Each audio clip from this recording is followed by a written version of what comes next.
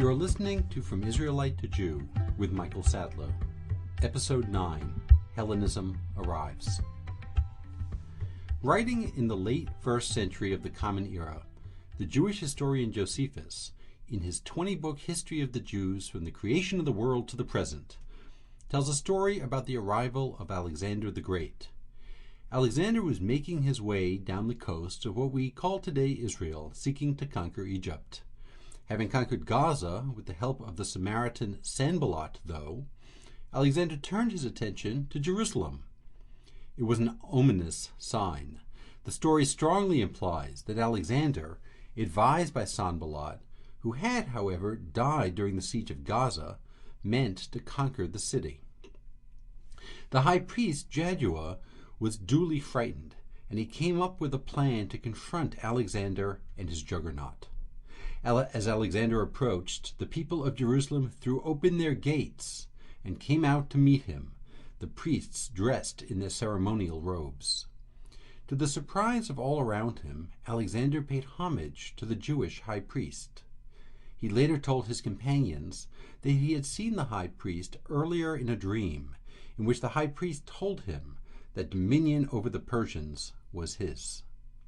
Alexander, the story continues, offered a sacrifice in the temple, and he was led to believe that Daniel's prophecy about the destruction of the Persian Empire referred to him.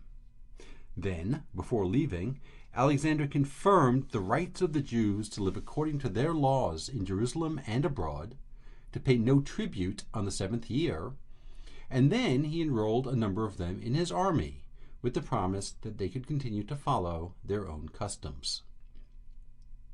In his incisive analysis of this story, Shia Cohen wrote, "The historical Alexander did not visit Jerusalem, did not do obeisance to the high priest, and did not sacrifice to the God of Israel. He was too busy conquering the world to bother with an insignificant inland people living around a small temple." The story, that is, like so many of the stories that we have already discussed in this podcast, is a fiction. Cohen, though, argues that it is valuable nevertheless, for it reveals a later deep ambivalence about Alexander in later Jewish imagination. Indeed, even the rabbis who tell a version of this same story are not quite sure how to treat Alexander. Was he the evil Greek king who was responsible for the introduction of evil Greek ways, and ultimately the desecration of the Jerusalem temple in the 2nd century BCE? Or was he a brilliant military leader who really was an agent of the divine plan? Did the Jews surrender to Alexander, or Alexander to the Jews? Jewish ambivalence about Alexander was hardly unique. Many of the peoples conquered by Alexander could not fail to admire him grudgingly, even as they pondered their conquest. In this episode of the podcast, we move from the Persian period to the Hellenistic period, the political and cultural age initiated by Alexander's conquests. I will briefly trace the political history of Alexander and his successors from the 4th century BCE to around the year 200, and then discuss the cultural complex that would become known as Hellenism. Alexander was born in 356 BCE, the son of a Macedonian king. His father had already conquered Greece, and it is interesting to note that Alexander's tutor was the great philosopher Aristotle. Whatever his academic abilities, though, Alexander's genius lay more in war than philosophy. One of his first military conquests was perhaps also his greatest. In 332 BCE, when he was only 24, Alexander defeated the main Persian army and thus took control of the Persian Empire. He followed this up with his sieges of Tyre and then Gaza. Then, subduing Egypt, he marched back up to Western Asia, pursuing and destroying the remnants of the Persian army, before continuing further east into Afghanistan and India. He turned his army back to Babylonia and died in 323 BCE in Babylon. Predictably, Alexander's succession turned into a mess. When the dust settled, one of his generals, Ptolemy, ruled Egypt, while another, Seleucus, ruled the area around Syria and the east, stretching into Mesopotamia and modern-day Pakistan. Other generals divvied up other parts of Alexander's empire. Throughout the 3rd century, the area that we now call Israel was caught between the aspirations of the successors of Ptolemy and Seleucus. The Ptolemies first established their rule, with a bureaucratic structure that was so bloated, efficient, and picayune that it would rival the European Union. The Ptolemies established an elaborate system of economic control and taxation throughout Palestine. Some of the most important documents that we have that testify to Ptolemaic control of the area is a collection of papyri known as the Zenon Archive. Zenon was an aide to the Ptolemaic finance minister Apollonius, who lived from around 261 BCE to the 240s. One of his duties was to supervise Apollonius's private estates, some of which were located in Palestine. His letters tell of his business, mainly official, while he was there between 260 and 258 BCE. By this time, the Ptolemies' centralized economic control was well established. The Ptolemies, though, could not hang on to the spit of land. Hostilities flared with the Seleucids, and over the next 60 years, Palestine became a pawn in a much larger game. This political instability ended between 201 and 198 BCE, during which time the Seleucid ruler Antiochus III, also called Antiochus the Great, solidified his control over Judea and Jerusalem. From that time on, the Ptolemies would occasionally meddle in the politics of the region, but they would not mount another serious military threat. For the Jews living in and around Jerusalem, the colonizer de jure probably would have mattered little. Their local affairs seem to have been administered by the priests in the temple, who would have been accountable to Ptolemaic or Seleucid bureaucrats. The cultural changes would have been more visible than the political ones. Ptolemies and Seleucids, after all, were Greeks, as they called themselves. More accurately, they, like Alexander himself, were Macedonians who created for themselves an identity that was modeled after things Greek as they understood them. This is the primary distinction between the period or culture that we might call Greek and that which we call Hellenistic. The Greeks were actually Greek, whereas Alexander and his successors were tapping into and adapting the earlier Greek heritage. Greeks and the Hellenists were snobs. Alexander may have loved things Greek, but his imperial designs were far more military and economic than they were cultural. Far from imposing Greek language, ideas, and institutions on the people he conquered, the peoples he conquered in various ways and to various degrees adapted the ways of these Hellenist colonizers. To be Greek in Ptolemaic Egypt, for example, brought status and legal privilege. A necessary but not sufficient way to strive for this status was to learn Greek. For some 2 centuries of Persian rule, as you might remember, Aramaic was the lingua franca of West Asia. A Semitic language, Aramaic's diffusion was wide and persistent. Many Jews in rural areas of Palestine continued to speak and use Aramaic well into late antiquity, centuries after even the Greeks were gone. Greek, though, also quickly established a stronghold. More than the language of government, Greek was also the language of culture, and it spread quickly through Alexander's empire.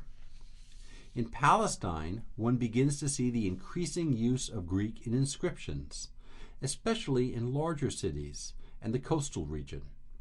Even in the Galilee, much later now, Greek inscriptions would be found alongside Aramaic ones in the synagogues. For the Jews of the Hellenistic world, though, far more important than inscriptions was the translation of the Torah into Greek.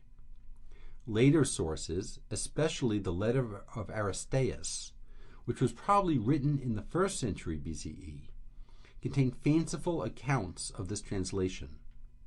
According to this tradition, Ptolemy II, who lived from 285 to 246 BCE, commissioned a translation of the Torah for his library in Alexandria.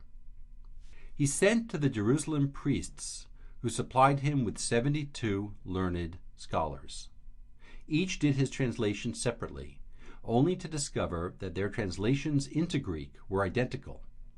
The point of this story was to authorize the Septuagint, as it came to be known, as the only authentic, divinely inspired Greek translation of the Torah. It is possible that Ptolemy really did commission such a translation, whether for his library or to make accessible to government bureaucrats the laws of the Jews. It is also possible, though, that the Jews of Alexandria translated the Torah into Greek on their own, for their own communal and personal use. We don't really know. The Greek of the Septuagint is a bit stilted and literal, and some of the translation choices seem a bit hard to explain coming from a Greek. But these factors are not determinative.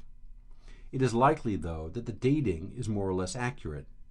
Other biblical books would be translated into Greek through the subsequent centuries.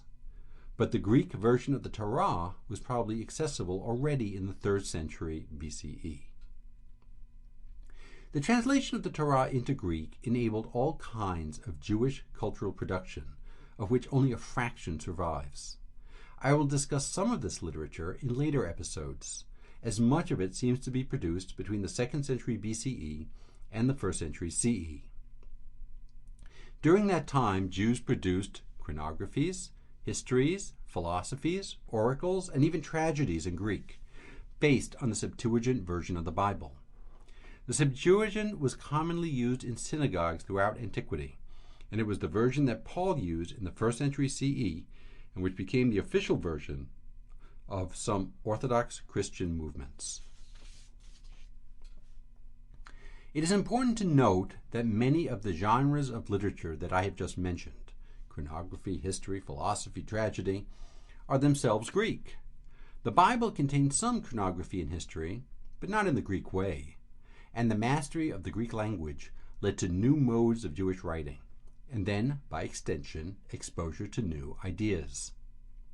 This was by no means limited to Jews living outside of Palestine. Palestinian Jews, too, especially those in Jerusalem and in other places where the Greek language penetrated deeply, grappled with these new ideas. Two very similar sounding books, both originally written in Hebrew around 200 BCE, illustrate this point well. The first is the book of Ecclesiastes. Please allow me a personal diversion here. Today, the book of Ecclesiastes is read out loud in synagogues once a year on the Sabbath that falls during the week-long holiday of Sukkot, or Tabernacles. Last year, as they read it, I was sitting with my 9-year-old daughter. She was following along in the English translation as they chanted it in the Hebrew. Not long into the book, maybe the beginning of the 3rd or the 4th chapter, my daughter turned to me and said, "Abba, this book says that life is pointless, and then you die, doesn't it?" I was a bit nonplussed and attempted a neutral tone as I said, "Yeah, something like that." She, though, who won't let go of an argument if she thinks that she has victory in her grasp, pressed on. "That's really what it says, doesn't it?" "Fine," I responded, unwilling then to make the full concession that she demanded. "Fine," she mimicked, as she then declared the book boring and left to play. The thing is, she was right. If you take away the very end of the book, which exhorts faith in God, and the very beginning, which attributes the book to King Kohelet, son of David, that is presumably Solomon, we are dealing with a very unbiblical-looking biblical book. Scholars, in fact, do exactly that, and believe that the beginning and the ending were later additions to the book to give it more authority and tone down its deep existentialism.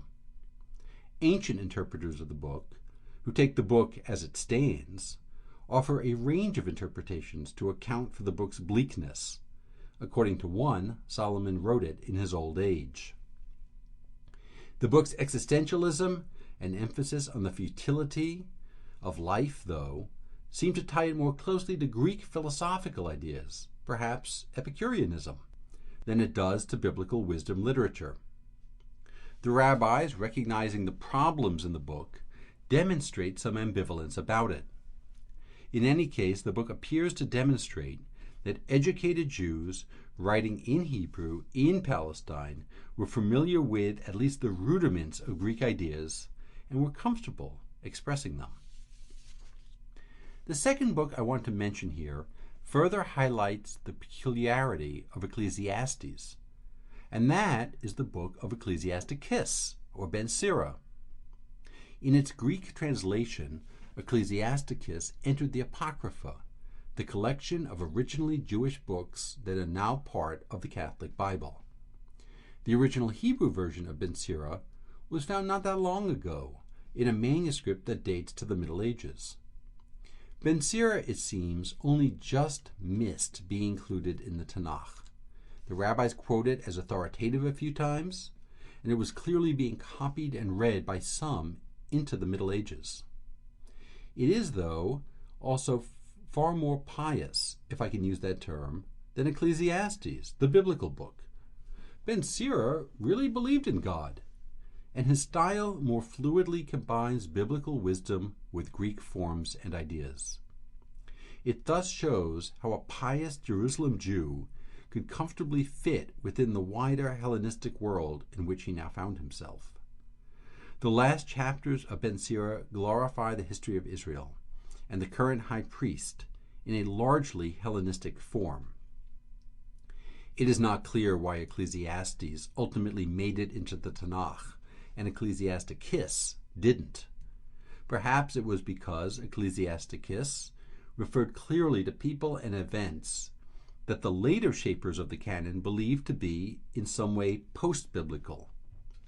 But it is clear that both books demonstrate Jewish comfort, even in Jerusalem, with Greek ideas. Language and ideas were two elements of the cultural complex that we call Hellenism. Institutions were a third. The primary institution of the Hellenistic world was the city or polis. Each polis had its own constitution with its own rights of semi-autonomous self-governance. A resident's loyalty was primarily toward one's own polis. The boundaries of a polis could stretch out into a city's dependent lands. The residents of these more outlying areas would depend on the polis to buy their agricultural products and the like, and they would be able to retreat into the walls of the polis for shelter should danger strike.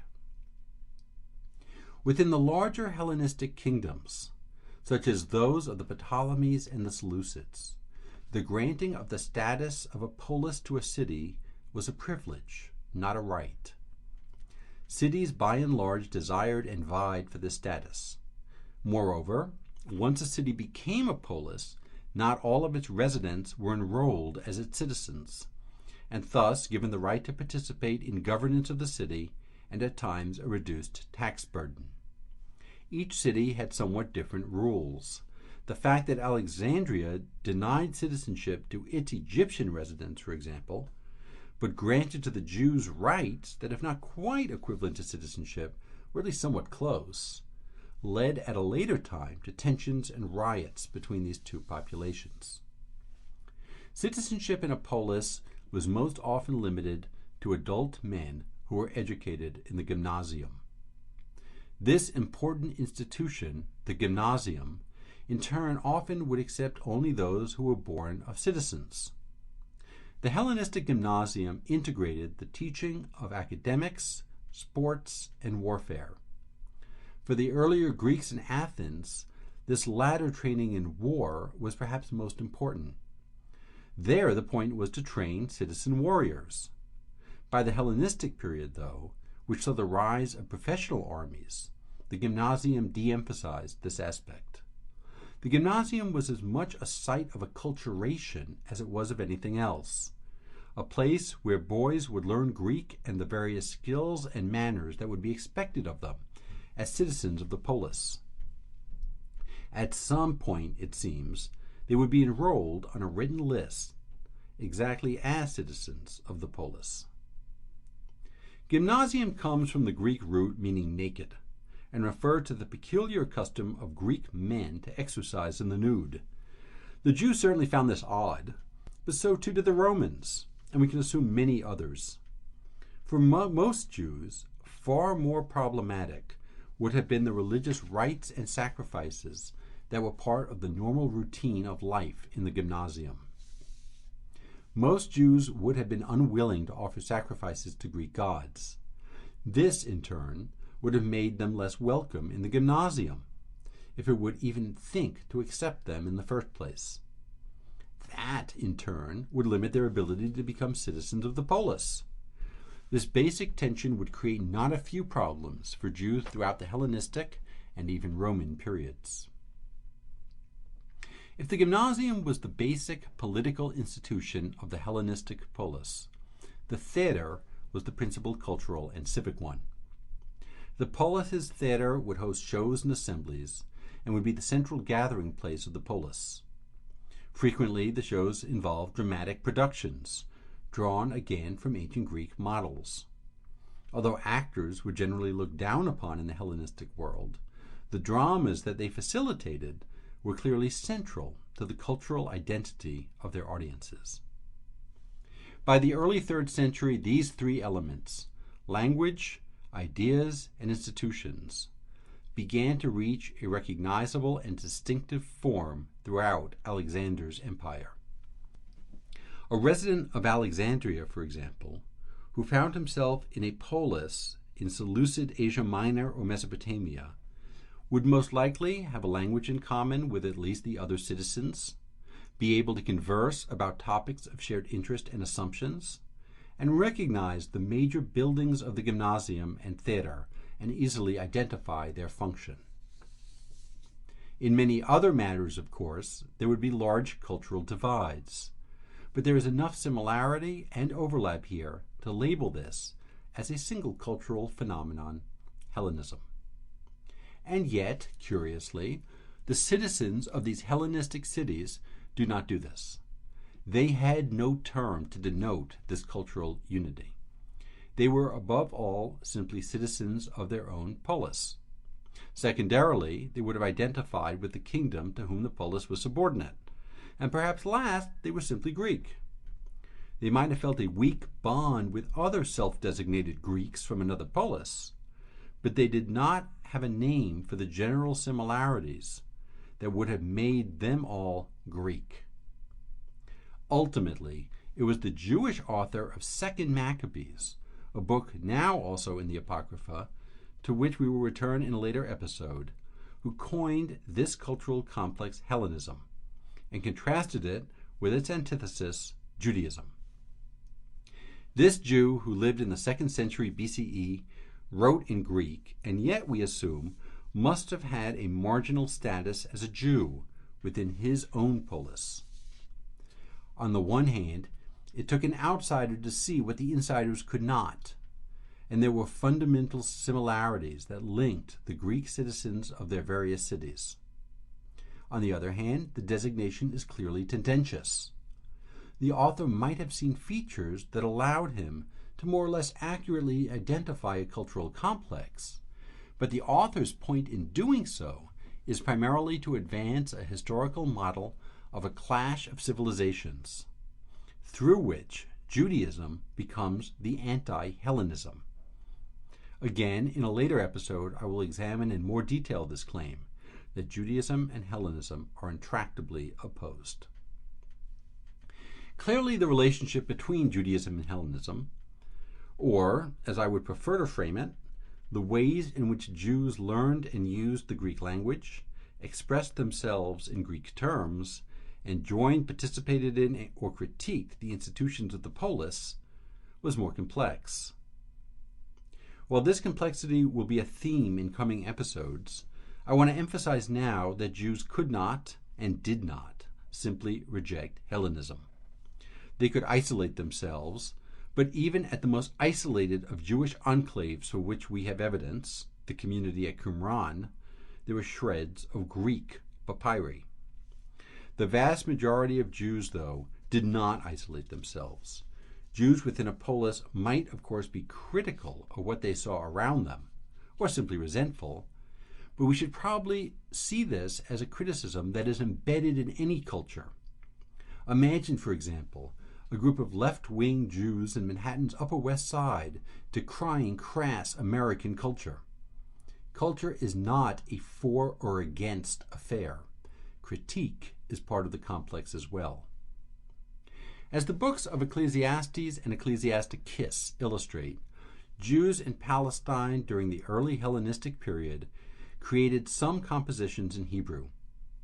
Among these compositions is one that is lesser known today, but which was quite influential in its own day. Known as the Book of Jubilees, multiple copies were found among the Dead Sea Scrolls. Because it was a foundational text for the authors of these scrolls, and because it is in its own right a fascinating work that raises several important issues for the study of Jews in antiquity, I will devote the next episode to it.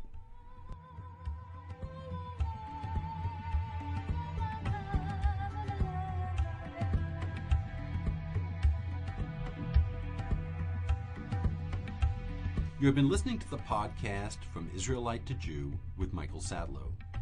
The original score is by Neil Ginsberg, with vocals by Michelle Tattenbaum. Technical assistance was provided by the Language Resource Center and the Instructional Technology Group, both at Brown University. More information can be found at msatlow.blogspot.com or at mlsatlow.com on the public education page. I welcome your comments.